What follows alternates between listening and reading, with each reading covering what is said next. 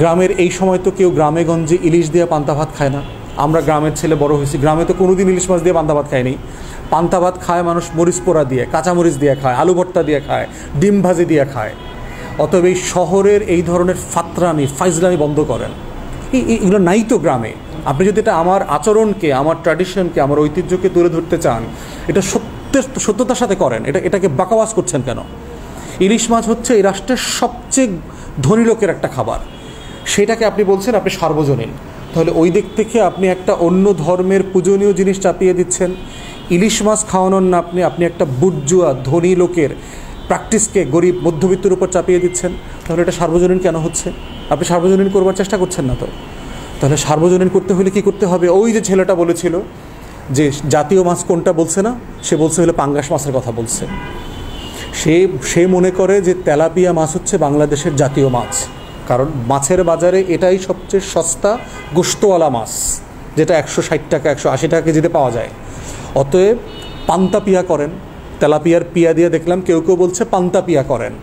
এই quantum meditation থেকে দেখলাম বিভিন্ন জায়গাতে আয়োজন করছে এবং খুব সস্তায় তারা করছে। আপনি তো ভাই গরিব মানুষকে রিপ্রেজেন্ট করতে হবে। এটাকে যদি আপনি সার্বজনীন করতে চান, আপনি সার্বজনীন করতে চাইলে আমার মোটর শাক, আমার আলুর শাক, আমার কলমি শাক, আমার পান পাতা, এগুলোকে তুলে ধরেন। আপনি আমার একতারা, আমার লালন, আমার হাসন রাজাকে তুলে নিয়ে আসেন। এখানে কেন কনসার্ট হবে? এখানে ব্যান্ড সঙ্গীত কেন বাজবে? আপনি করছেন পহেলা বৈশাখ, কিন্তু আপনি আয়োজন করছেন হচ্ছে ওয়েস্টার্ন হেভি মেটালের কনসার্ট আয়োজন করছেন কেন? এটা তো বৈশাখের সাথে যায় না। তাহলে আপনি ঘুড়ি কিনে আসেন না কেন? আমার সেই ঘুড়ি উৎসব ছিল, এই সময়টাতে আমরা কি প্রচণ্ড ঘুড়ি কাটাকাটি করতাম। আপনি জব্বরের বলি খেলা নিয়ে আসেন, আপনি মোরগ লড়াই নিয়ে আসেন, আপনি কুস্তি নিয়ে আসেন, আপনি ওই যে হাডুডু খেলতাম আমরা এই মৌসুমে, আপনি হাডুডুকে নিয়ে আসেন, আপনি এই যে সাঁতার প্রতিযোগিতা নিয়ে আসেন বুড়িগঙ্গার বিভিন্ন জায়গাতে যেখানে পানি পরিষ্কার, আপনি সেই কম্পিটিশনটা করেন। আপনি এই যে লাঠি খেলা নিয়ে আসেন। অতএব যা কিছু আমার গ্রামের, যা কিছু আমার এই বাঙালির, আমার হাজার বছরের সংস্কৃতি, সেটাকে আপনি জেনুইনলি অর্গানিক পন্থায় তুলে নিয়ে আসেন। যেগুলো আমার না সেগুলো বাদ দিয়ে দেন, জোর করে চাপায়া দিয়েন না। চাপায়া দিয়ে যে লাভ হয় না, হাসিনার 16 বছরের অত্যাচার নির্যাতন এটার প্রমাণ। অত সেটাকে ভুলে যাবেন না। ঢাকা বিশ্ববিদ্যালয়ের চারুকলাকে বলছি, আপনাদের গুটিবাজি কিন্তু আমরা বুঝি যে আপনারা এইখানে বৈশা কলকাতার পলিটিক্স করেন, দিল্লির পলিটিক্স করেন। আপনাদের এই বাকাওয়াস কলকাতার রাজনীতি করা বন্ধ করেন, কালচারাল ফ্যাসিবাদের দুষ্টামি বন্ধ করেন। আমরা হাসিনার রাজনৈতিক চরিত্র যেহেতু বুঝে ফেলছি, ঢাকা বিশ্ববিদ্যালয়ের চারুকলার বাটপাড়িও আমরা বুঝতেছি।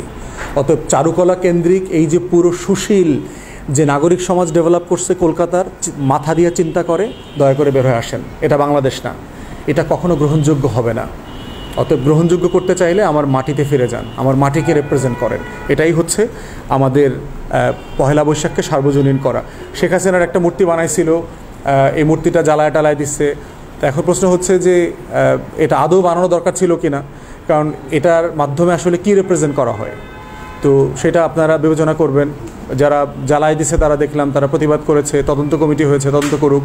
আবার ভিন্ন আমেজে বিভিন্ন উদ্যোগে চেষ্টা করা হচ্ছে এটাকে আবার তৈরি করার, এটা তারা দেখবে।